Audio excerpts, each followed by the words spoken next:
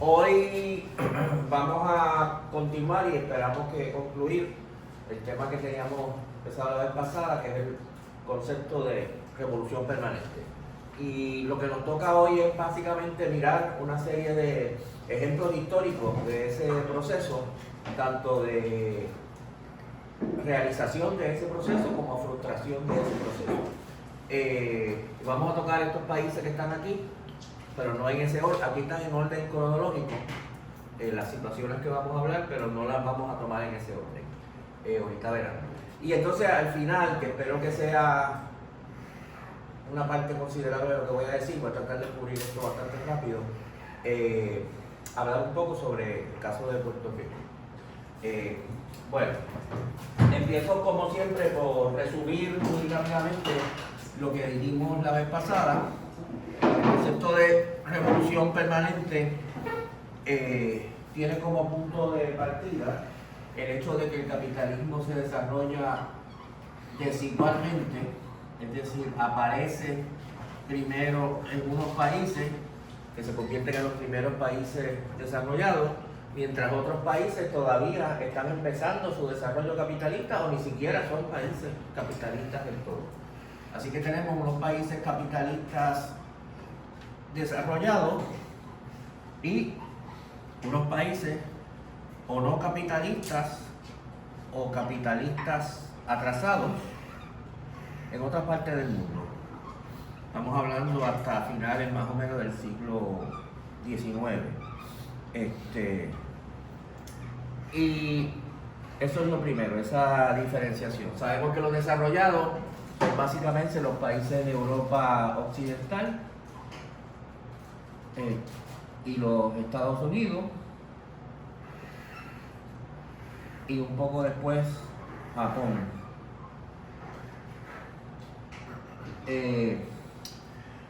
Pero vimos también que además de un desarrollo desigual, es decir, que unos países se desarrollan primero y otros vienen a la saga de esos países, también se va a empezar a dar un desarrollo combinado. ¿Qué quiere decir? Quiere decir que los países desarrollados intervienen, empiezan a afectar y empiezan incluso a determinar la forma en que se desarrollan los países atrasados.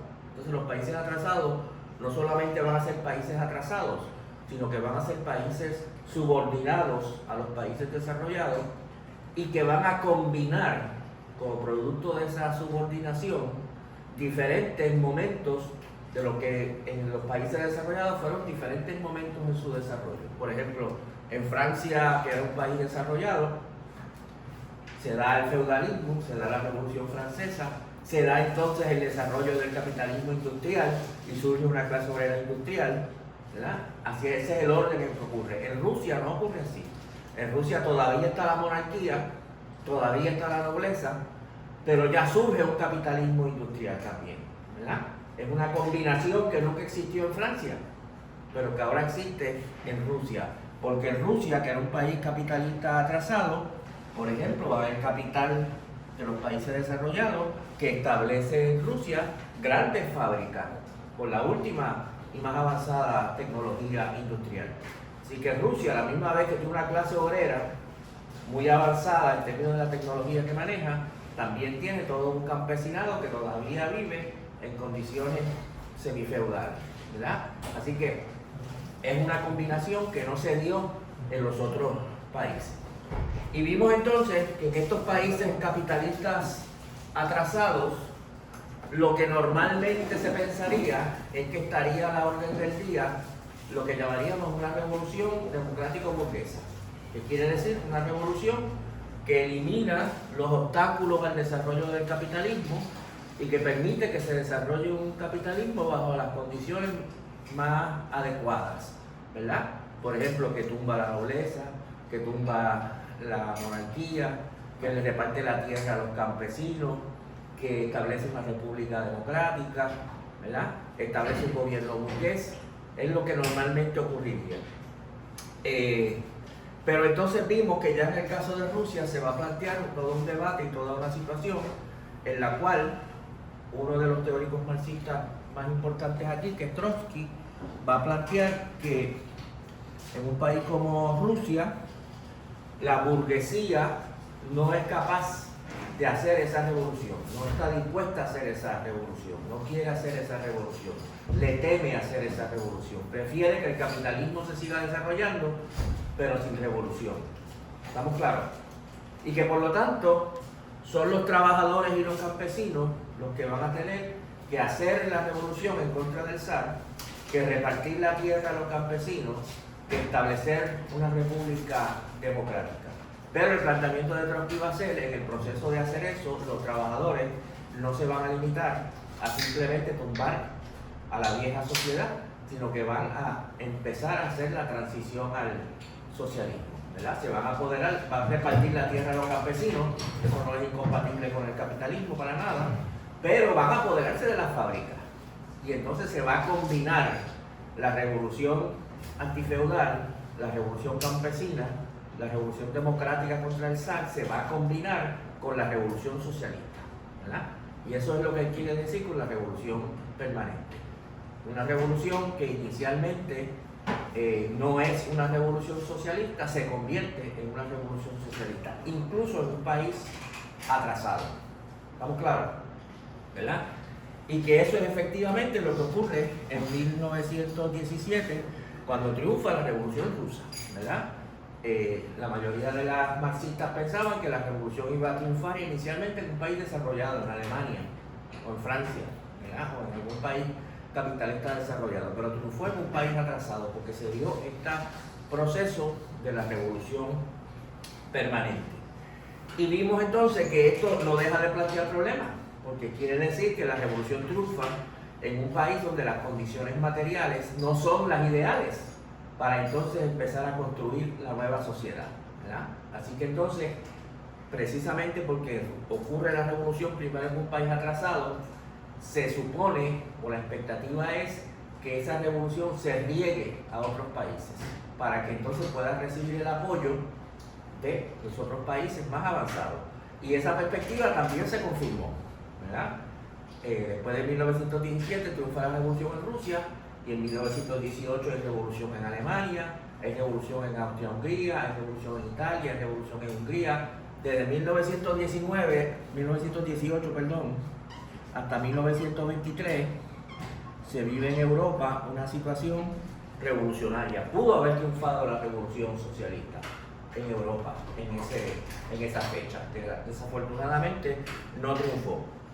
Y el resultado fue un tanto inesperado. Los bolcheviques pensaban que había dos grandes opciones. Triunfa la revolución en Europa y nosotros sobrevivimos, sobrevive la Unión Soviética, o es derrotada la revolución en Europa y la Unión Soviética es derrotada también, ¿verdad? Porque solos no vamos a poder aguantar. Pero el resultado que se dio históricamente fue ese resultado. La revolución en Europa fue lo suficientemente fuerte, el movimiento obrero fue lo suficientemente fuerte para evitar o para lograr que sobreviviera la Unión Soviética, pero no fue lo suficientemente fuerte para romper el aislamiento de la Unión Soviética. Así que la Unión Soviética sobrevive aisladamente, ¿verdad? Y ahí es que va a nutrirse y va a desarrollarse el proceso de burocratización, ¿verdad? Que nosotros explicamos. Y como explicamos cuando hablamos de ese tema, la burocracia soviética, su líder más importante inicial es Stalin, va a seguir una política de tratar de lograr una especie de modus vivendi, una manera de coexistencia con el imperialismo, ¿verdad? La burocracia soviética quiere seguir gobernando la Unión Soviética, tener sus privilegios en la Unión Soviética, y lo que quiere es lograr algún tipo de acuerdo en que el imperialismo acepte la existencia de la Unión Soviética. Ustedes no se meten con nosotros y nosotros no nos metemos con ustedes, ¿verdad? Ustedes nos dejan vivir y nosotros los dejamos vivir a ustedes, ¿verdad? Eventualmente eso se va a llamar la política de la coexistencia pacífica entre los dos sistemas. Así que entonces la burocracia trata de seguir una política de buscar cómo puede llegar a algún tipo de acuerdo con los estados burgueses que la rodean para llegar a una coexistencia de respeto mutuo, vamos a decir, ¿verdad? Así que entonces, la burocracia soviética va a adoptar una posición de buscar una alianza, algún tipo de acuerdo con los imperialismos que estén dispuestos a llegar a un acuerdo y con las burguesías de los países atrasados que también estén dispuestas a llegar a un acuerdo con la Unión Soviética. Así que ellos van a reeditar, vamos a decir, la teoría de que en los países atrasados hay que aliarse con las burguesías supuestamente revolucionarias, porque esos países todavía no están listos para la revolución socialista. Lo voy a explicar ahora más con más detalle en el primer caso que se va a plantear históricamente, que es el caso de China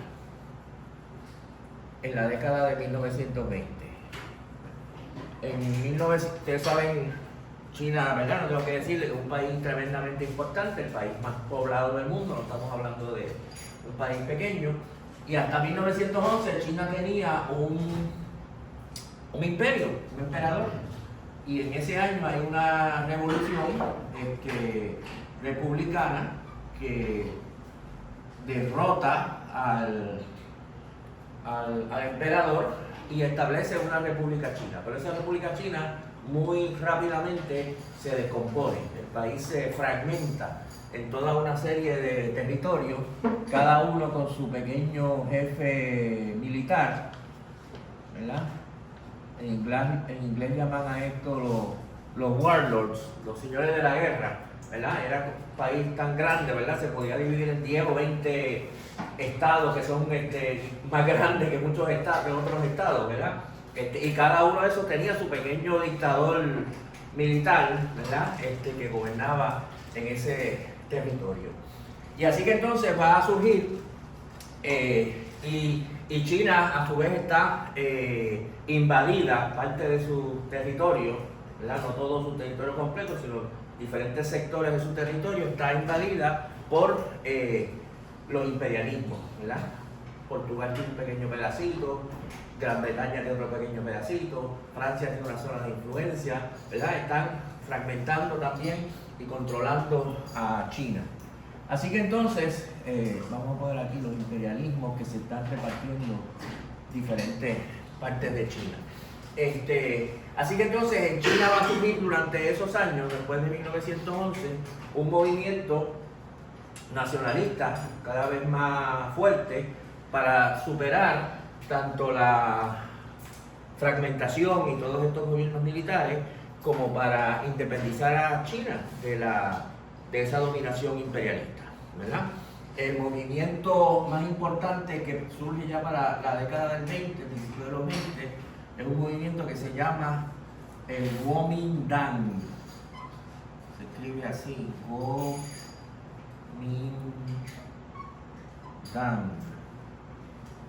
A veces en los libros viejos se le dice Kuomintang, KMT, ¿verdad?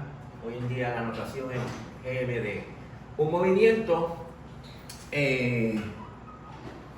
nacionalista, antiimperialista, que se presentaba como favorable al movimiento obrero, ¿verdad?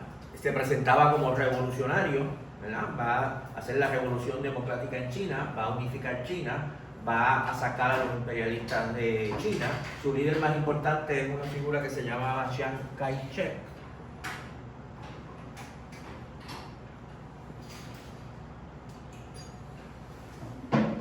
¿Verdad? No voy a dar mucho detalle porque no acabo nunca. Y en 1919 se había fundado el Partido Comunista Chino, ¿verdad? El PCC, el Partido Comunista Chino. Así que la pregunta era, y que empezaba, ¿verdad?, el movimiento obrero chino, ese partido estaba vinculado a ese movimiento. La pregunta entonces era, ¿qué actitud adoptar el Partido Comunista Chino con respecto al Kuomintang, ¿verdad? Y aquí había había muchas posibilidades, ¿verdad?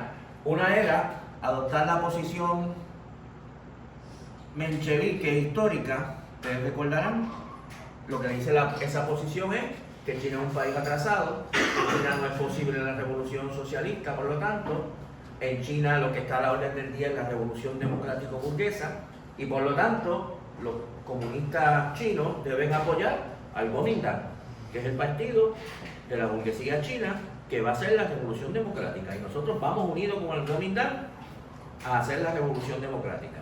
Porque lo que le toca ahora a China es la revolución democrática y la revolución antiimperialista, ¿verdad? No, ahora no vamos a hacer la revolución socialista porque no hay condiciones para eso. Posición menchevique, ¿verdad?, traída al presente. La segunda posición podría ser la posición de Lenin antes de 1917, ¿verdad?, que la habíamos discutido la vez pasada. Que era, es cierto, China no puede haber revolución socialista, no hay condiciones para eso, no vamos a hablar de eso, pero el Kuomintang y la burguesía china no van a hacer ninguna revolución, ¿verdad? O por lo menos no la van a completar. Nosotros tenemos que mantener nuestra independencia, tenemos que construir el movimiento obrero, construir el movimiento campesino, marchamos junto al Kuomintang hasta donde el Kuomintang llegue, pero sabemos que se va a quitar. Y cuando se quite tenemos que nosotros tener la capacidad de poder continuar. Aunque la revolución no es socialista porque Chile es un país atrasado. Esa es la posición de Lenin. Antes del 17. Ya cuando está pasando esto, ya Lenin murió, acaba de morir. La otra posición es la posición de Trotsky, la posición de la revolución permanente, que planteaba, igual que Lenin, en China es un país atrasado, está a la orden del día las luchas democráticas de los campesinos en contra de la opresión, contra el imperialismo y todo lo demás. El Kuomintang no va a completar eso, tenemos que construir nuestra propia fuerza. Ahora, tengamos claro que cuando los trabajadores y los campesinos tomen el poder para hacer esto, no se van a detener en la etapa democrática, sino que van a seguir a la revolución socialista, ¿verdad?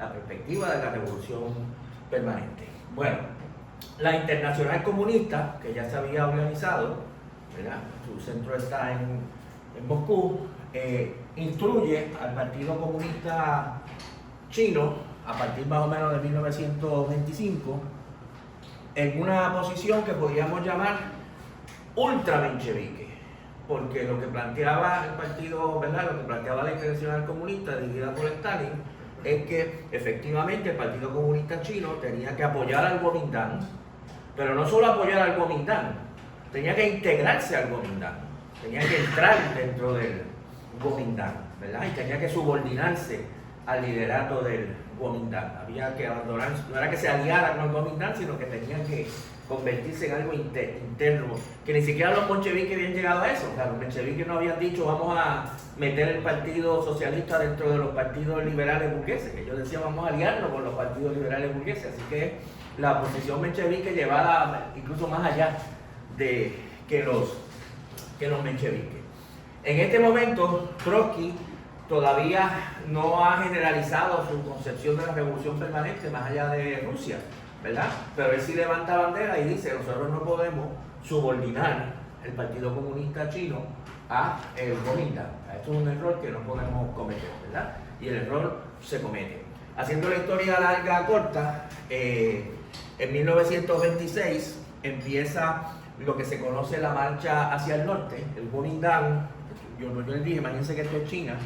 En el sur de China es donde el Kuomintang gobernaba, y entonces gobernaba, su centro era la ciudad de Cantón, y el Kuomintang se organiza con el apoyo de los comunistas en lo que se llama la marcha hacia el norte, ¿verdad?, que es una invasión del Kuomintang llamando a que la gente se levante en contra de los diferentes gobiernos que hay en diferentes partes de China para unificar a China, ¿verdad? Se llama la marcha hacia el norte porque van hacia el norte, ¿verdad?, con el objetivo de capturar las ciudades más importantes de China, ¿verdad? La más grande era Shanghái. Y el Partido Comunista va unido, ¿verdad?, con el Kuomintang en todo ese proceso, con una presencia muy importante, ¿verdad?, dentro de todo este proceso. Cuando el Kuomintang captura a Shanghái, que es la ciudad más grande, inmediatamente, en abril de 1927, el Kuomintang rompe la alianza con los comunistas y decreta la ilegalidad del Partido Comunista, masacran a buena parte del movimiento comunista y movimiento obrero de Shanghái, ¿verdad? Una catástrofe total. Así que entonces esta política de alianza con la burguesía acaba en ese desastre. Es a partir de esa experiencia catastrófica que Trotsky generaliza la concepción de la revolución permanente. Dice, esta experiencia demuestra que lo que nosotros dijimos con respecto a Rusia, que la burguesía no va a hacer ninguna revolución democrática ni antiimperialista, que los trabajadores tienen que mantener su independencia para hacer ellos la revolución democrática y seguir adelante y tumbar el capitalismo, es cierto en todo el mundo. No es solamente cierto en Rusia, es cierto en China, es cierto en Chile, es cierto en Brasil, es cierto en todos lados. Ahí es que él extiende la teoría más allá de el caso de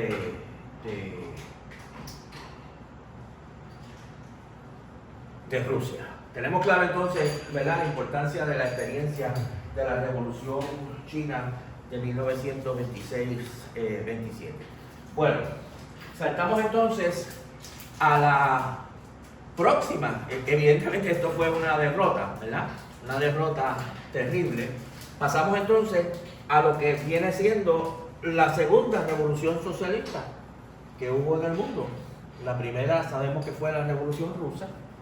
La segunda es una revolución muy importante, muy olvidada hoy en día, poco recordada, que fue la revolución en un país que ya no existe, que se llama o se llamaba Yugoslavia.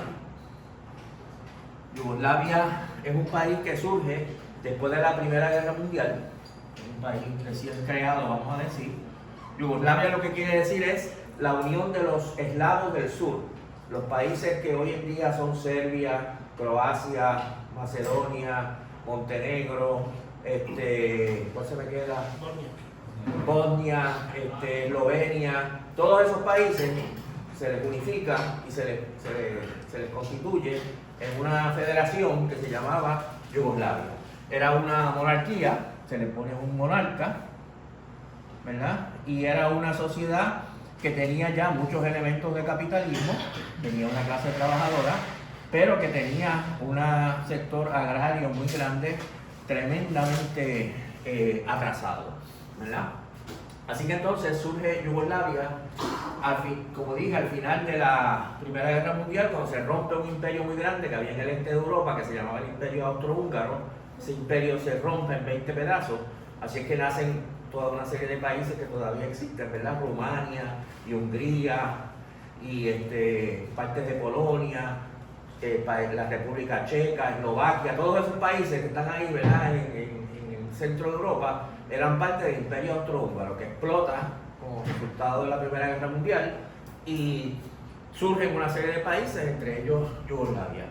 Ya desde muy temprano, en 1919-20, se funda el Partido Comunista Yugoslavo, ¿verdad?, como todos estos partidos inspirados por la Revolución Rusa, que es un partido que inicialmente tiene considerable éxito, tanto en el movimiento obrero como incluso electoralmente, ¿verdad?, tenía cierta presencia. Pero durante la década del 20 ya es reprimido muy violentamente, ¿verdad?, y tiene que irse a la ilegalidad. Este partido va a tener un rol importante a partir de 1941. ¿Qué es lo que ocurre? Que Yugoslavia es invadida por Alemania nazi, ¿verdad? Igual que toda esta zona de Europa, cae bajo el control de Alemania nazi, y entonces entre 1941 y 1945 se va a desarrollar una resistencia armada antinazi, antifascista, ¿verdad?, encabezada por surgen dos cosas. Por un lado, existe el gobierno burgués, el gobierno que había existido hasta el 41 en Yugoslavia, la monarquía, que se va al exilio. Existe un gobierno del exilio, un gobierno burgués, que está en Londres, y en Yugoslavia misma surge un movimiento de resistencia a la invasión nazi dirigido y organizado por el Partido Comunista. Así que tenemos dos fuerzas que están peleando contra los nazis, ¿verdad? Una no pelea mucho, este gobierno en el exilio, pero técnicamente dos fuerzas que están peleando contra los nazis. Una, el gobierno burgués, que tiene sus grupos armados, y otra, el Partido Comunista Yugoslavo, que tiene sus grupos armados también. Y la del Partido Comunista Yugoslavo es la que va a ir creciendo, ¿verdad? Y teniendo una fuerza cada vez más grande. De otras cosas, empiezan a crear comités de liberación nacional en todos los territorios que controlaban. Y esa lucha se va dando en una tensión creciente con la dirección de la Internacional Comunista, ¿verdad? Controlada por Stalin. Una tensión creciente con la dirección de Stalin. Por ejemplo, este partido comunista crea muy temprano en la lucha contra la resistencia antifascista, crea lo que ellos llaman brigadas proletarias, ¿verdad? Y eso ya a Stalin le causa mucha preocupación, ¿verdad? Dice, ¿por qué están organizando brigadas proletarias? Si aquí no va a haber revolución socialista. Esto es la lucha estrictamente la lucha contra el fascismo, ¿verdad? Y nosotros no vamos a asustar a nadie aquí con la idea de que aquí viene la revolución obrera, que aquí viene la revolución de los trabajadores. Tenemos que estar en alianza con el gobierno en el exilio, ¿verdad? Y todos unidos en contra del fascismo, ¿verdad? Así que me cortan todo ese relajito de brigadas obreras, porque eso es lo que tiene un aire de que nosotros lo que queremos hacer es la revolución socialista y no podemos dar esa impresión, ¿verdad? Y el liderato yugoslavo, la realidad es que muchas veces decían, está bien, le cambiamos el nombre, le ponemos otro nombre, ¿verdad? Pero seguían haciéndolo de todas maneras. Así que entonces, cuando llega ya 1945 y está a punto ya la derrota de Alemania nazi, ustedes saben que hay varias conferencias entre los líderes, los grandes líderes, Roosevelt, Churchill de Gran Bretaña y Stalin, eran los tres grandes, ¿verdad? Para ver qué van a hacer cuando termine la guerra. Y Stalin llega a un acuerdo con los otros dos, ¿verdad? En muchos territorios. En el caso de Yugoslavia, el acuerdo a que él llega es que se van a repartir Yugoslavia 50-50%, así mismo es que ellos plantean. Lo que quería decir en la práctica era que cuando salieran los nazis y llegara el nuevo gobierno, tenía que ser un gobierno de coalición, en que 50% fuese el Partido Comunista y la resistencia que había estado desarrollándose, y 50% fuera los representantes de la burguesía o aceptables a la burguesía, ¿verdad? Eso es el acuerdo a que se llega. Los yugoslavos lo aceptan de palabra, ok, 50-50. Sin embargo, ya en 1945 hacen dos cosas. Una es hacen un referéndum sin pedirle permiso a nadie, y como resultado del referéndum eliminan la monarquía. El pueblo vote, no queremos más rey, se acabó el rey. Yugoslavia es una república. Y segundo, establecen un comité de expropiación de todos los sectores que habían colaborado, todas las empresas, todos los capitalistas, todos los terratenientes que habían colaborado con los nazis. Y nada más con eso, ¿verdad?, expropian a buena parte de la burguesía yugoslava, ¿verdad? Fíjense que no están diciendo vamos a hacer la revolución socialista, no, es la lucha antinazi, ¿verdad? Y como colaboró con los nazis, le expropiamos la fábrica, ¿verdad? Pero como resultado de eso acaban expropiando 60-70% de la economía yugoslava. Los burgueses no son tontos, se dan cuenta de lo que está pasando. Los ministros que están en el gobierno se retiran del gobierno. Los únicos que se quedan en el gobierno son los representantes del Partido Comunista. Y ya para finales de 1945 es evidente que en Yugoslavia se ha creado un Estado obrero, ¿verdad? Que en Yugoslavia se ha derribado el capitalismo, ¿verdad? Esto, como dije inicialmente, esto se hace en total desobediencia de los comunistas yugoslavos de lo que les estaban indicando desde Moscú, ¿verdad? Y Stalin, ¿verdad? Stalin le estaba diciendo, ustedes no pueden hacer eso.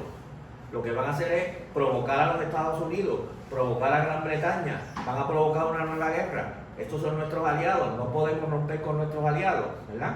Pero para mérito de los comunistas yugoslavos, no hacen caso a nada de esto y derriban el capitalismo en Yugoslavia, ¿verdad? O sea que en el caso de Yugoslavia se combinan y se demuestra que se podía combinar la lucha contra el fascismo y la lucha contra el capitalismo, ¿verdad? La lucha contra el fascismo se convirtió en una lucha contra el capitalismo, y la lucha contra el fascismo derrotó el fascismo, pero además de paso tumbó el capitalismo. Se entiende lo que está ocurriendo, ¿verdad? Así que es un proceso de revolución permanente. No es raro, ¿verdad? Y no puedo entrar en esa historia ahora, que para 1948 el gobierno yugoslavo rompe con la Unión Soviética, entra en un conflicto muy fuerte con Stalin y con la Unión Soviética, porque ya hemos visto que llevaban una política independiente de la política de Stalin. Así que entonces la revolución yugoslava, segunda revolución después de la rusa, otro ejemplo de la revolución permanente. Este caso se puede contrastar con lo que ocurrió en ese mismo momento en varios países, en Italia, el más importante, en Francia en menor grado, pero también, y en Grecia, quizá en el mayor grado. Estos son tres países en los que también fueron ocupados por los nazis y por Alemania durante la guerra. Francia, la mitad de Francia. En ambos, al igual que en Yugoslavia, hay partidos comunistas fuertes que son los que encabezan los aspectos más importantes de la resistencia contra los nazis, y que en el 45, cuando caen los nazis, esos partidos comunistas tienen una fuerza tremenda en Italia, en Francia y en Grecia. Y comandan, por ejemplo, fuerzas armadas importantes, ¿verdad? Todas las guerrillas antifascistas, igual que en el caso de Yugoslavia. Quizás no tan fuertes, pero fuertes. Pero a diferencia de Yugoslavia, en este caso, los partidos comunistas sí obedecen las órdenes de Stalin y sí aceptan entrar en gobiernos controlados por la burguesía, sí aceptan entregar las armas y desarmar a los grupos armados, y sí permiten que se reconstituya el Estado capitalista en todos estos lugares, ¿verdad? Así que entonces, en estos países, el resultado es exactamente el opuesto del caso de Yugoslavia. Se pueden restituir los estados capitalistas en buena medida gracias a que los partidos comunistas, en vez de continuar la lucha antifascista y tratar de convertirla en una lucha anticapitalista, limitan todo eso, ¿verdad? Y hay una película muy buena que se llama 1900, no sé si la han visto, que es sobre la historia de Italia del 1900 a 1945, y esa parte que es sobre 1945 es muy buena para ilustrar lo que estoy diciendo, ¿verdad? Porque se presenta muy claramente cómo en el momento de la caída de los fascistas en Italia, los comunistas controlan buena parte del país y lo controlan armadamente, ¿verdad? Y cómo el Partido Comunista es quien convence, ¿verdad?, a todas esas milicias antifascistas de entregar las armas, ¿verdad?, y de aceptar la disciplina del gobierno burgués que se está restableciendo. Si quisiéramos otro ejemplo, podríamos ir más atrás, ¿verdad? En 1931, que es el ejemplo de España, 1931 hasta 1931 España había sido una monarquía. En ese año cae la monarquía, se establece la república, la segunda república, y la segunda república va a dar un auge tremendo a las luchas obreras, campesinas, radicales. Para hacer una historia larga, corta, en 1936 gana las elecciones el Frente Popular, que es una alianza del Partido Socialista Obrero Español, que todavía está por ahí, con el Partido Comunista Español, con sectores del anarquismo español, con sectores de burgueses de izquierda del país, con un programa de reforma, no de revolución socialista, de reforma agraria, separación de Iglesia y Estado, reformas democráticas, que resultan ser intolerables para los sectores más reaccionarios de la sociedad española. Y en julio del 36 hay un golpe de Estado, como ustedes saben, encabezado por el general Mola y el general Franco, y ese golpe de Estado, los militares españoles tenían la noción de que iba a triunfar rápidamente, ¿verdad? De que ellos se iban a apoderar de España sin mucha complicación, pero para sorpresa de ellos, en buena parte de España, ante la realidad del golpe de Estado, hay una huelga general, hay una gran movilización de los trabajadores y trabajadoras, y los trabajadores y trabajadoras detienen el golpe en buena parte de España, ¿verdad? Sobre todo en la parte norte de España. En todas las grandes ciudades, con la excepción creo que de Sevilla, se quedan en manos de los trabajadores. Y en ese momento, los trabajadores están en el gobierno en España, ¿verdad? Hay un gobierno, el gobierno de la República, que es el gobierno oficial, pero la realidad es que las fábricas, los talleres, los teléfonos, las plantas eléctricas, la tierra, todo, ¿verdad?, ha sido capturado por los trabajadores y trabajadoras. Han creado comités y colectividades y consejos y milicias y cuantas cosas hay, ¿verdad? Y ahí había dos caminos. Uno era centralizar todo eso, fortalecer todo eso y combinar la lucha contra Franco con la lucha anticapitalista, opción número uno, o desmantelar todo eso, bajo la teoría de que primero vamos a detener a Franco y después haremos la revolución en otro momento, ¿verdad? Y lo que evidentemente promueven los estalinistas es lo segundo, ¿verdad? Tenemos que desmovilizar a la gente, devolver la tierra a los propietarios para que no se asusten, devolver la fábrica a los capitalistas para que no se asusten, desmovilizar a los trabajadores, establecer un ejército formal y detener la ofensiva de Franco, y después hablaremos de revolución socialista, ¿verdad? La Unión Soviética favorecía, estalinizada, favorecía esa posición, ¿verdad? Entre otras cosas porque no querían antagonizar a Estados Unidos, ni a Gran Bretaña, ni a Francia. Así que ellos planteaban defender la república y punto. Como resultado de eso, para no hacer la historia larga, se desarticula toda esa gran movilización obrera y campesina. No solo se desarticula, sino que se reprime, ¿verdad? En la medida que la gente insiste con esto. Hay como dos guerras civiles en España en ese momento. Está la guerra de la república contra Franco, pero dentro de la república hay una guerra, ¿verdad?, interna muy fuerte. Y como resultado de eso, Franco gana la guerra, ¿verdad? Así que es otro, ¿verdad?, otro desastre, en este caso, de no haber combinado o tratado de combinar la lucha obrera con la lucha anticapitalista y, al contrario, desmovilizar a los trabajadores y trabajadoras.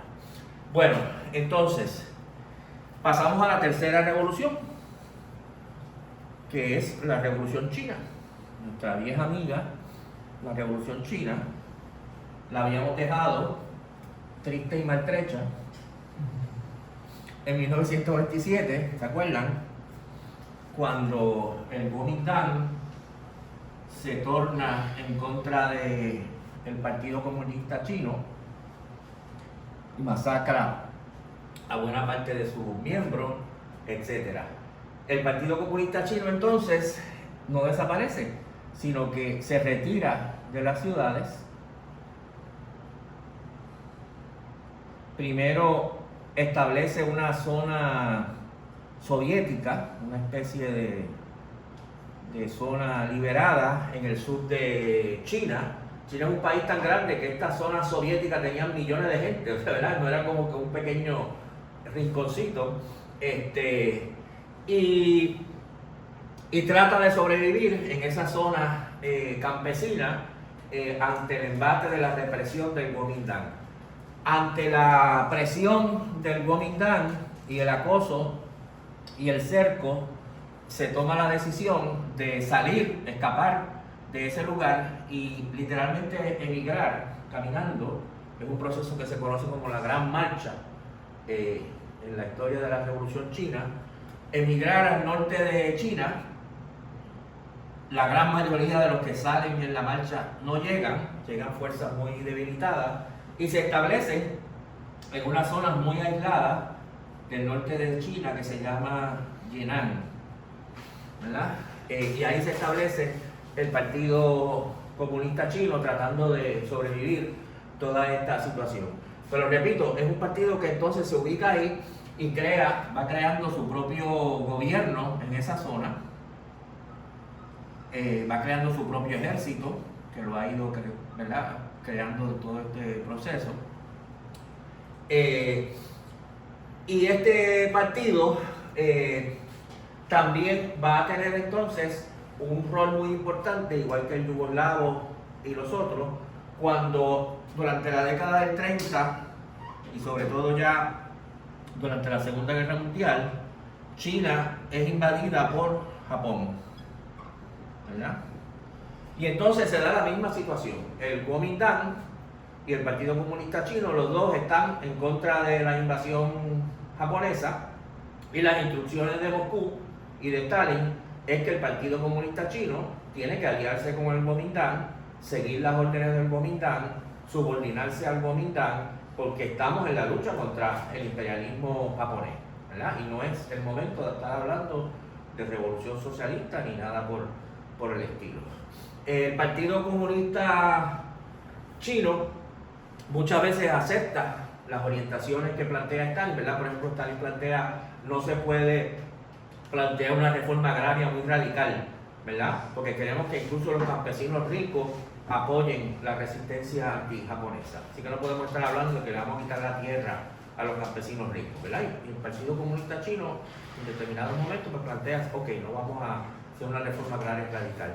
Pero lo que nunca están dispuestos a abandonar el Partido Comunista Chino y lo que lo salva es su propio gobierno y su propio ejército, ¿verdad? Cuando Stalin les dice, ustedes tienen que desarmarse o ustedes tienen que integrar su ejército al ejército del Kuomintang, ahí los otros dicen, no dicen que estamos en contra porque nadie se atrevía a pelear con Stalin, pero no lo hacen, ¿verdad? Y no lo hacen evidentemente porque recuerdan lo que les pasó en 1927, ¿verdad? Ellos no son locos, pero no son suicidas. Y dice, tú sabes, aquí Stalin ya nos llevó al desastre una vez y no nos va a llevar al desastre la segunda vez, ¿verdad? Así que aunque no adoptan una posición contraria públicamente a las políticas de Stalin, en la práctica siguen una política en algunos aspectos muy distinta. Además está decir que el líder más importante del Partido Comunista Chino ya en este momento es Mao Zedong, ¿verdad? Ustedes han oído hablar de Mao. Y aquí entonces, de nuevo, para hacer la historia larga corta, en 1945, cuando Japón es derrotado, la posición de Stalin, que bueno, ya se derrotó Japón, ahora ustedes miren a ver cómo hacer un gobierno de coalición en China, ¿verdad? Porque ya se logró esa victoria, hasta aquí llegamos. Para más de esos planes, el Kuomintang no está dispuesto a aceptar, ¿verdad?, la existencia de todo este territorio gigantesco controlado por el Partido Comunista. Así que el Kuomintang lanza una ofensiva en 1946, a partir de 1946, una gran ofensiva para tratar de derrotar al Partido Comunista y todo el territorio que controlaba el Partido Comunista. El Partido Comunista no le queda más remedio que defenderse, ¿verdad? Y que para defenderse también tiene que hacer un llamado a los campesinos y a todo el mundo que se rebelen contra el gobierno del Kuomintang. Haciendo la historia larga corta, para 1949 el Kuomintang se descompone y los comunistas ganan la guerra civil, capturan las ciudades, ¿verdad? Y lo que establecen es un gobierno socialista, ¿verdad? Es un gobierno que empieza a repartir la tierra a campesinos, toda una serie de medidas, pero de ahí para adelante lo que hay en China es de nuevo un gobierno, un estado obrero, un gobierno socialista. Así que la tercera revolución, la primera fue la rusa, la segunda fue la yugoslava, la tercera es la china, y las tres, ¿verdad?, son ejemplos de la revolución permanente. ¿Estamos claros? Ahora, fíjense, ¿verdad? No voy a entrar mucho ahora en este tema. Las tres revoluciones tienen un problema, que si bien son revoluciones permanentes y si bien triunfan porque tienen un apoyo popular muy grande, si no, no triunfarían, ¿verdad?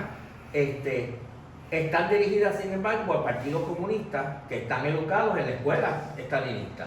Aunque han roto con Stalin en muchas cosas, son partidos autoritarios, son partidos únicos, que lo que establecen en sus países cuando triunfan no son democracias obreras, son estructuras burocráticas también, ¿verdad? Burocráticas que inicialmente muchas veces tienen un apoyo tremendo del pueblo. Hemos dicho, ¿verdad?, que hay burócratas y hay burócratas, ¿verdad? Hay burócratas despóticos que se mantienen estrictamente por vía de la represión. Y hay burócratas que son burócratas pero que tienen un gran apoyo de la gente, ¿verdad? Inicialmente tienen un gran apoyo de la gente, pero eso no va a dejar de plantear problemas serios para estas revoluciones más adelante. Pasamos entonces a la próxima revolución socialista. La voy a coger muy rápido. ¿Cuánto tiempo llevo? Quiero llegar a 45 minutos. ¿Ah? 45 minutos. Ok, voy a tratar de acelerar. El caso siguiente lo voy a coger entonces muy rápidamente porque no plantea grandes diferencias con lo que hemos dicho. Es el caso de Vietnam, ¿verdad? Vietnam es una colonia francesa,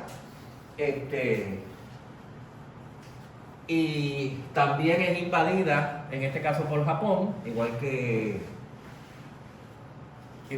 China, y a partir de 1940 por ahí, el Partido Comunista de Vietnam va a encabezar un movimiento amplio que se llamaba el Viet Minh, de resistencia en contra del imperialismo japonés, ¿verdad? Igual que en Yugoslavia estaba la lucha contra el imperialismo nazi, ¿verdad? Y de nuevo, la teoría estalinista es que la lucha es contra Japón, la lucha no es por la revolución socialista. Vietnam es un país muy pobre y no vamos a hacer revoluciones socialistas en Vietnam, etc. El Partido Comunista se convierte en una fuerza muy importante, el Viet Minh también, y en 1945, cuando termina la guerra, estas dos fuerzas están en control de muchas de las ciudades más importantes de Vietnam, incluyendo Hanoi, ¿verdad? Una ciudad grande. Pero en 1945 regresan los franceses, ¿verdad? Se fueron los japoneses, pero regresan los franceses con la intención de restablecer su poder colonial y derrotan o obligan al Partido Comunista de Vietnam a abandonar las ciudades, irse al campo. Y entonces, entre 1945 y 1954, hay una guerra revolucionaria, ¿verdad? Dirigida por los comunistas vietnamitas en contra del colonialismo francés, que ahora ha tratado de volver a dominar a Vietnam. Esa guerra dura hasta el 54, en que hay una batalla muy famosa, que se llama la batalla del Bien Phu, que los vietnamitas derrotan a buena parte del ejército francés que habían enviado a Vietnam, y Francia dice, el gobierno francés dice, hasta aquí llegamos, nos vamos, no más, ¿verdad? Y se firma un tratado en el cual Vietnam del Norte se hace inmediatamente independiente, está bajo control del Partido Comunista vietnamita, y se convierte en un país socialista, ¿verdad?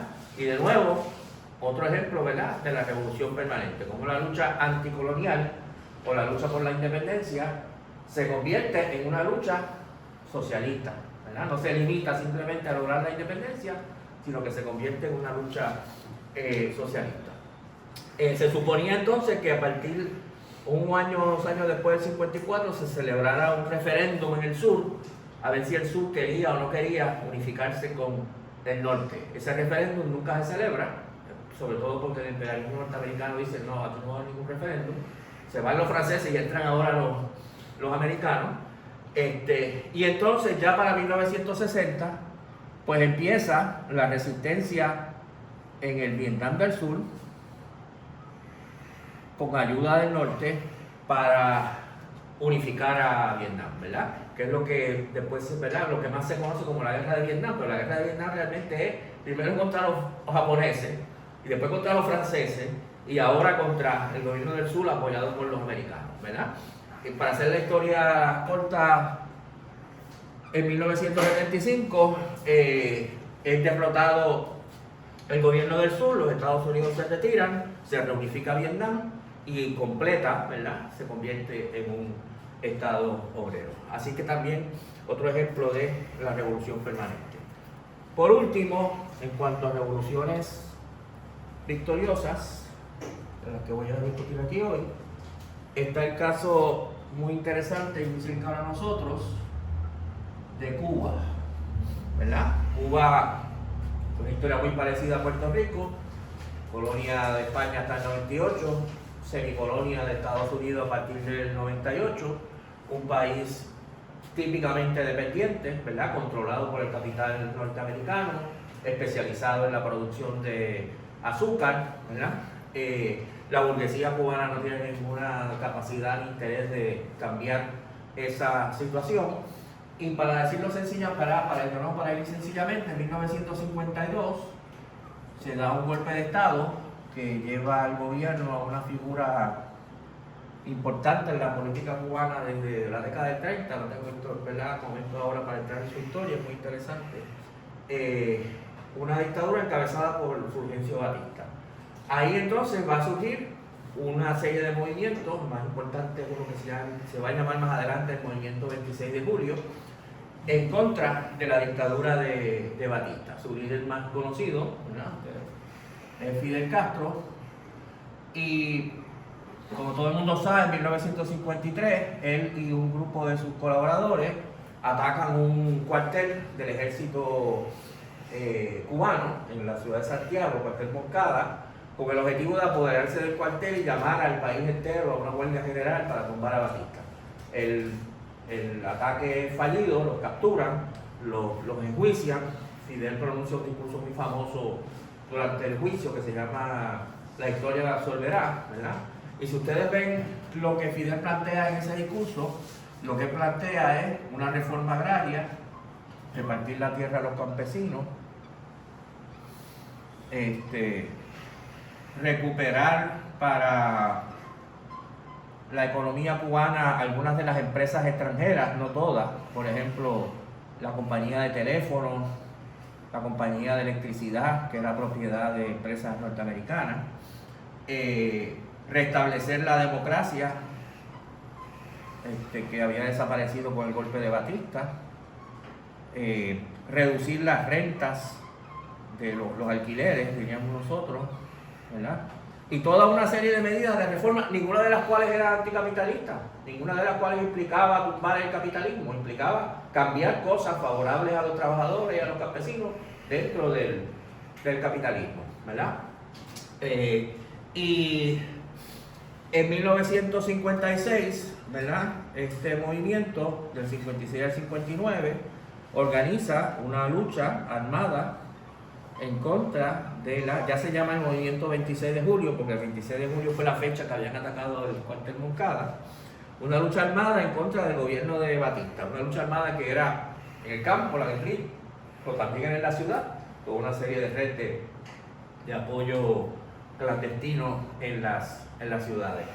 Y esa revolución triunfa, o tiene su primer triunfo en el 1959, el 1 de enero del 59, cuando Batista se va de Cuba, ¿verdad? Batista se da cuenta que su situación es insostenible y se va de Cuba, y triunfa el movimiento 26 de julio, que viene entonces a ocupar el gobierno. Y aquí se da un proceso muy interesante, ¿verdad? Los dos puntos más importantes aquí es que el movimiento 26 de julio, desde ese momento, desde el primer momento, plantea que hay que destruir el aparato de Estado de Batista, ¿verdad? La burguesía cubana lo que quiere es, bueno, tumbamos a Batista y todo se queda igual. El ejército se queda igual, los generales se quedan, todo lo demás. La posición de los revolucionarios del 26 de julio, que no son socialistas en este momento, la mayoría de ellos, es que no. Nosotros, si queremos hacer la reforma agraria y queremos hacer todas estas cosas, no podemos hacerlo mientras el ejército esté ahí amenazándonos. Así que ese ejército hay que destruirlo, abolirlo. O sea, toda esta gente se va para su casa. Ahora vamos a hacer un ejército nuevo, ¿verdad? Que va a ser, su núcleo es ¿verdad? La fuerza que tumbó a Batista. Y en segundo lugar, que hay que movilizar a la gente. Hay que movilizar a la gente para apoyar las medidas de reforma agraria y las otras medidas que se van a estar apoyando, ¿verdad? Y aquí entonces es que se va a dar un proceso en que, ante el hecho de que el 26 de julio ha destruido el ejército y está implantando estas medidas, la burguesía y el imperialismo va a agredir al gobierno revolucionario antes de que tome ninguna medida anticapitalista, ¿verdad? Basta con que diga vamos a repartir la tierra a los campesinos, que eso no es una medida anticapitalista, ¿verdad? ya el gobierno de Estados Unidos va a decir eso es comunismo, no lo podemos aceptar. Si ustedes hacen eso, les vamos a cortar la compra de azúcar cubana, ¿verdad? Así que desde el primer momento el gobierno cubano va a tener dos opciones: o cedemos ante la presión del imperialismo y de la burguesía cubana y abandonamos nuestro programa, o tomamos acción en contra de esta gente para poner nuestro programa. Pero lo que quiere decir es que para poder hacer su programa democrático van a tener que ir más allá de ese programa antiimperialista y democrático. ¿Sí está claro lo que estoy diciendo? ¿Verdad? Ellos no han planteado inicialmente vamos a expropiar todas las empresas extranjeras en Cuba, ¿verdad?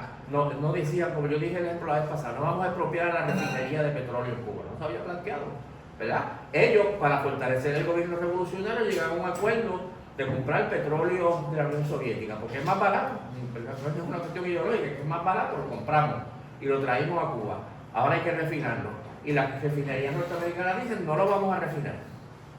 Entonces el gobierno tiene dos opciones: o dejar de comprarle petróleo a la Unión Soviética, porque las refinerías americanas no lo toleran, o obligar a las refinerías americanas a refinarlo, ¿verdad? Si es necesario, expropiarla, ¿verdad?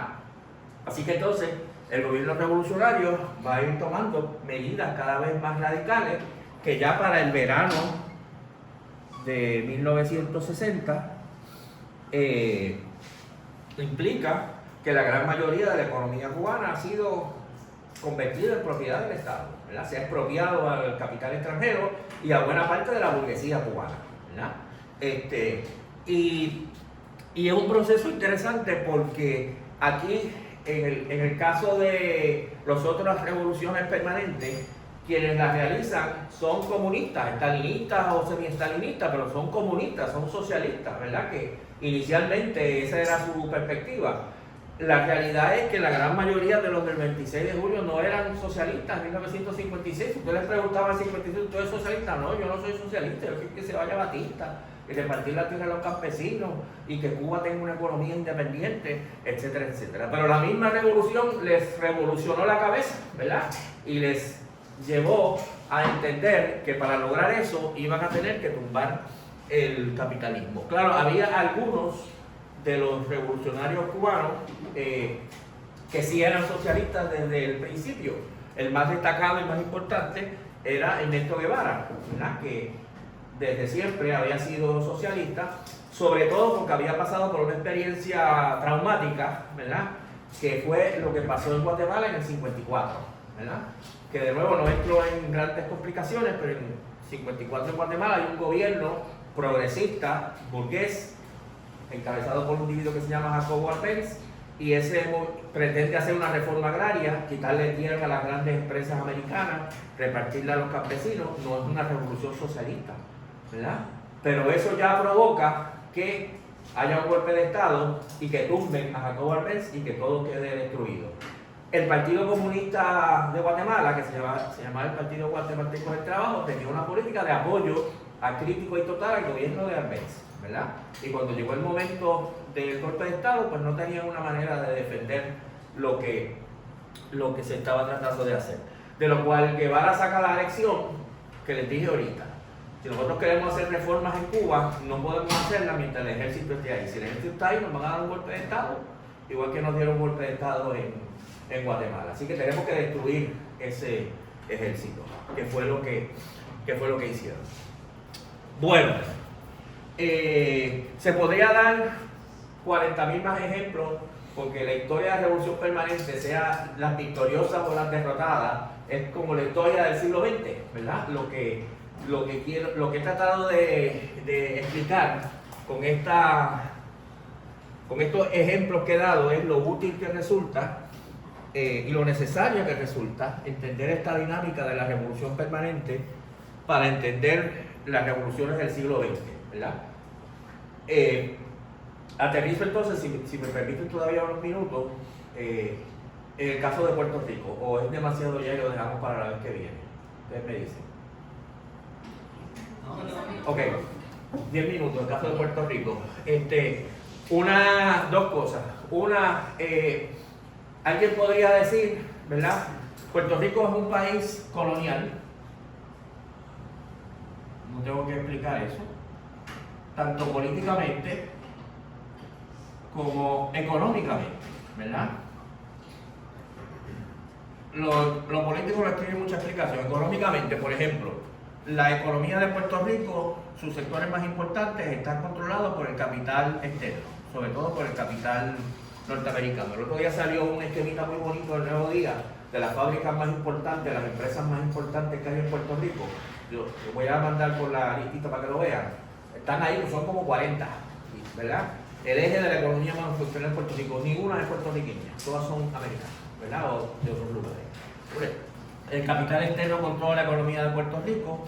Eso quiere decir que está especializada y ha estado especializada según le interesa a ese capital. En una época éramos productores de azúcar, ahora somos productores de productos farmacéuticos, ¿verdad? Pero siempre es una especialización muy unilateral. Hay una constante fuga de ganancias, porque buena parte de las ganancias que ese capital externo genera en Puerto Rico se van de Puerto Rico y no se reinvierten en Puerto Rico. Como no se reinvierten en Puerto Rico y es una economía muy unilateral, siempre hemos tenido un desempleo muy grande. Como hay un desempleo muy grande, eso hace que los salarios sean más bajos, ¿verdad? Presionan los salarios hacia abajo. Por eso tenemos salarios que son mucho más bajos que los que hay en la metrópoli. Si hay salarios más bajos, también hay más altos niveles de pobreza, evidentemente. Y si hay la posibilidad de hacerlo, estas dos cosas se combinan con el factor entonces de que una parte grande de la población se ve obligada y se ve empujada a emigrar a Estados Unidos para buscar mejores salarios o buscar empleo en otros lugares.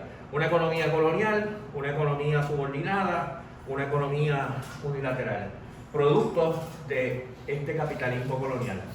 Y un loco como yo vendría y diría, bueno, la única solución a esto es el socialismo. Tenemos que acabar con el capitalismo y tumbar todo esto, ¿verdad? Pero alguien va a decir, ¿verdad?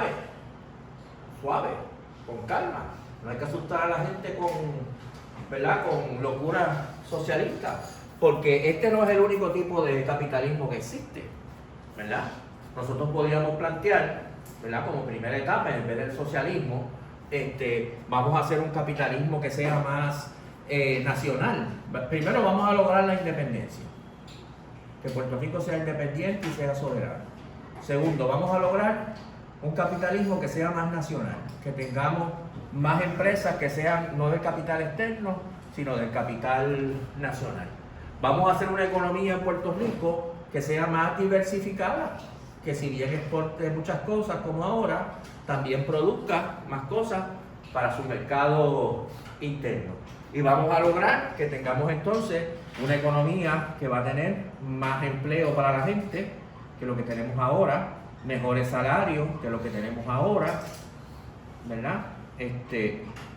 Así que entonces, antes de lo que tú dices, vamos a luchar por un capitalismo más civilizado, ¿verdad? Un capitalismo más nacional, un capitalismo independiente, un capitalismo más dirigido a nuestras necesidades, ¿verdad? Es una primera etapa, después hablaremos de socialismo y otras cosas, pero ¿verdad? No, existe otro tipo de capitalismo, ¿verdad? El capitalismo colonial no es el único que existe. Podemos aspirar a un capitalismo, ¿verdad? Que sirva mejor a las necesidades del país, que no es perfecto, pero es un progreso. Que entiende el planteamiento que podría hacer mucha gente, ¿verdad?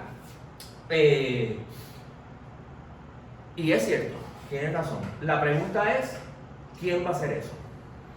¿Quién va a crear ese capitalismo más orgánico en Puerto Rico? Porque el problema es que la burguesía puertorriqueña no lo va a hacer, ¿verdad?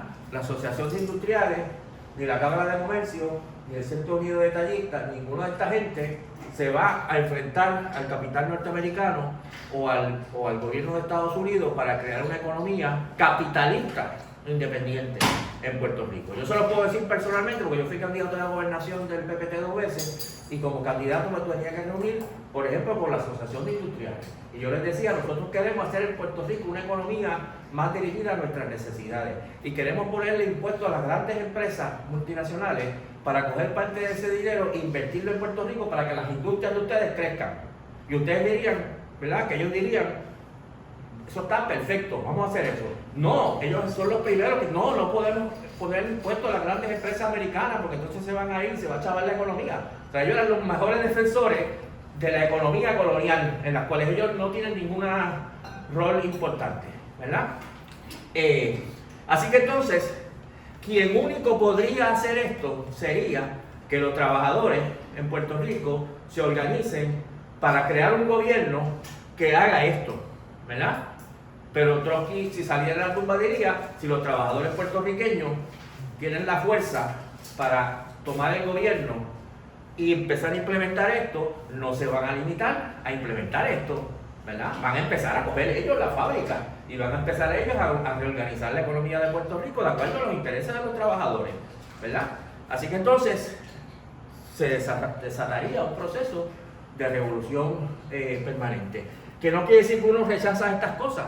Uno puede presentar estas cosas como demandas de transición, ¿verdad? Nosotros los trabajadores queremos una economía que tenga estos elementos. Vamos a fomentar la industria en Puerto Rico, vamos a fomentar la diversificación, vamos a poner empleo a las multinacionales para invertirlo en Puerto Rico, pero estamos conscientes de que ante eso va a haber una reacción y nosotros vamos a seguir para adelante hasta donde podamos llegar. ¿Estamos claros? Así que entonces, me parece que incluso, estoy siendo muy telegráfico, ¿verdad? Pero me parece que incluso, ¿verdad? En el caso nuestro, es útil el concepto de revolución permanente. Lo último que le quería decir era que son casos, es muy interesante como este tema se ha planteado hace tiempo en la historia de Puerto Rico. Les voy a dar varios ejemplos interesantes. Empiezo con una persona que quizá ustedes no lo asociarían con la revolución permanente, que es Hostos. En 1869, Hostos está en España.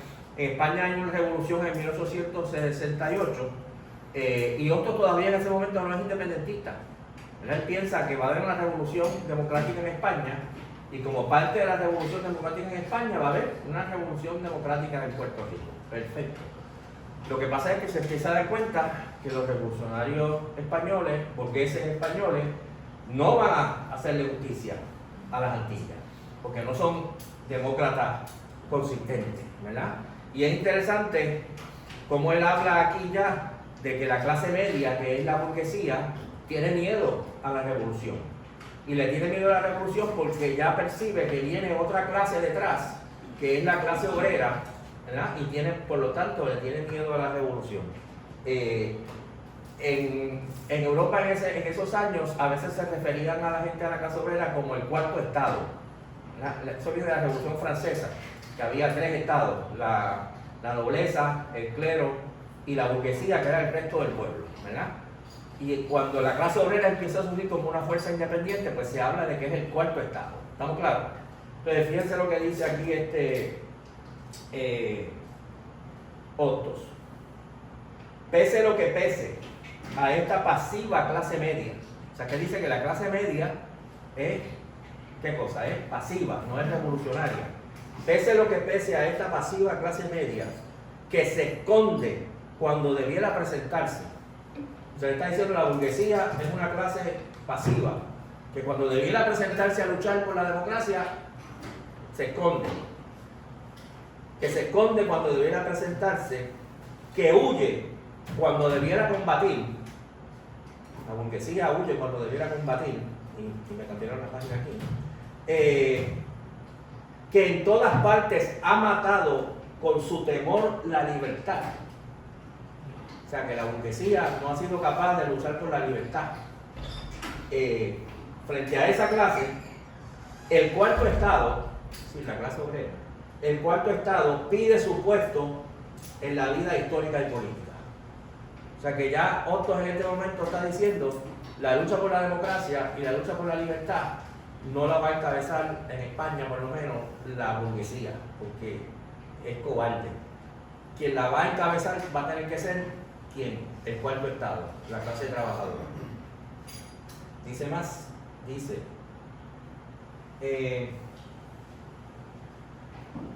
Ahora, sigue hablando ahora del cuarto estado, la clase obrera. El desarrollo económico, los problemas que ha dado a resolver, la denuncia que había hecho de una fuerza hasta ahora desdeñada y la obligación de reconocerla en que ha puesto a las clases altas y a los gobiernos, demuestra, señores, si está surgiendo esta fuerza, lo que está diciendo Octos aquí, el cuarto estado, y hay que reconocerla.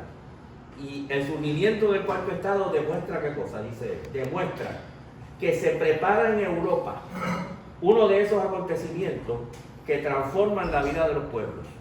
¿Qué será eso? Una revolución. Y como si la fuerza latente es la clase obrera, como si la fuerza latente quisiera, aún antes de estallar, determinar su carácter dominante, el cuarto estado, a un mismo tiempo, cohibido y desdeñado, se asocia y se liga y se fortalece en alianzas que un día lo harán incombatible, y surgen las ligas y se realizan las asociaciones internacionales de la clase obrera. O sea que Otto aquí ya está diciendo, la clase de trabajo ya surgió y ya está siguiendo su espacio, y algún día va a ser incombatible, esto no hay quien lo detenga, ¿verdad? Así que él ya estaba en esa onda, esto es en 1869. Entonces, les doy otro ejemplo muy interesante. ¿Qué texto es ese? Eso es una conferencia que está en el diario de Otto, el segundo volumen el primer volumen del diario. Entonces, en 1937, para darles otro ejemplo, un pensador independentista que venía del Partido Nacionalista, se llamaba José Enamorado Cuesta, escribe un libro que el libro en su conjunto es malísimo, es incluso un libro racista, ¿verdad? Porque él lo escribe en un momento que está en esta onda de la guerra de raza, la raza latina contra la raza anglosajona y toda esta cosa.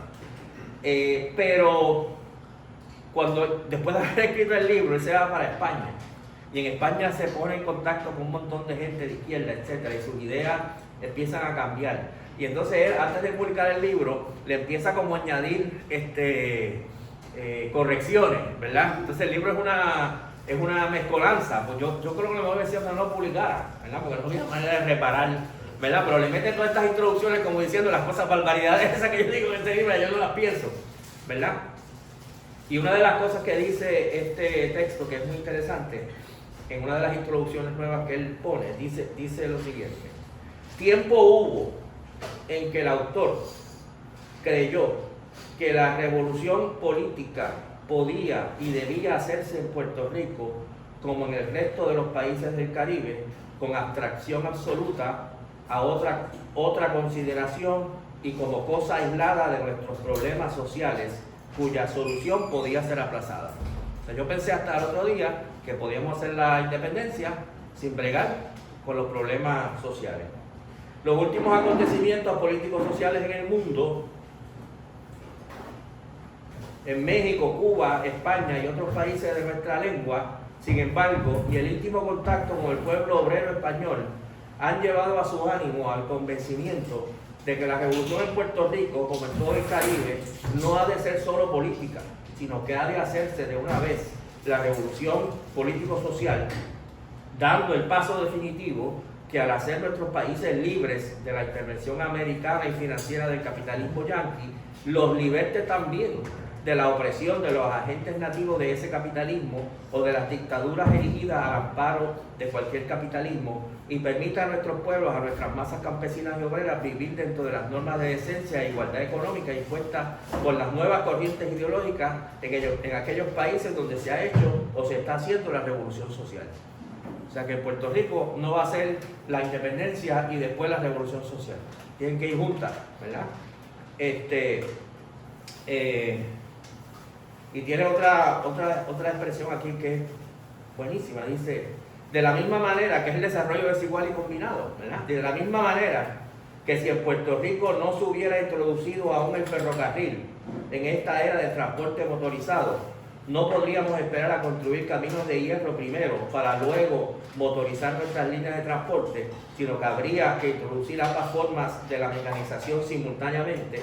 Así también es preciso que hoy en día cuando ya los problemas sociales preocupan a todos los países del mundo, los puertorriqueños piensen en resolver conjuntamente ambos problemas, el político y el económico-social.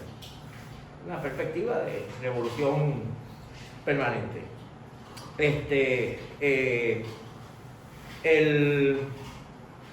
Pero como les dije, lo que promovió el estalinismo históricamente no era esa concepción, era al contrario, la concepción de que había que apoyar a los partidos supuestamente burgueses antiimperialistas, ¿verdad? Porque la etapa en que estábamos era la lucha por la independencia o la etapa estrictamente anticolonial. Un ejemplo de eso es el Partido Comunista de Puerto Rico, que siguió las instrucciones de Moscú también y que como parte de la política de frente que hemos dicho, apoyó, ¿verdad?, al Partido Popular, y no solo apoyó, sino que se disolvió.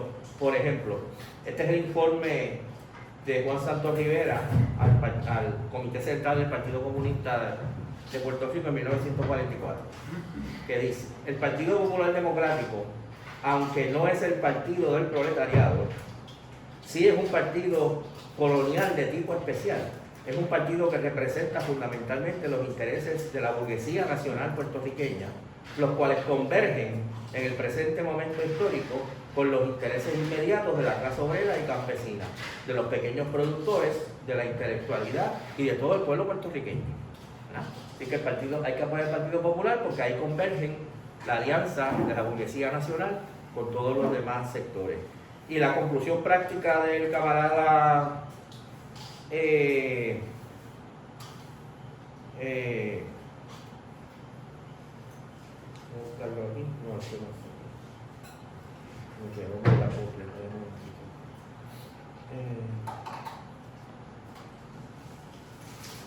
la conclusión práctica del camarada Santos Rivera es que hay que disolver el Partido Comunista, ¿verdad? Porque no hace falta un Partido Comunista en este momento, porque está el Partido Popular, en que convergen los intereses de todas las fuerzas democráticas.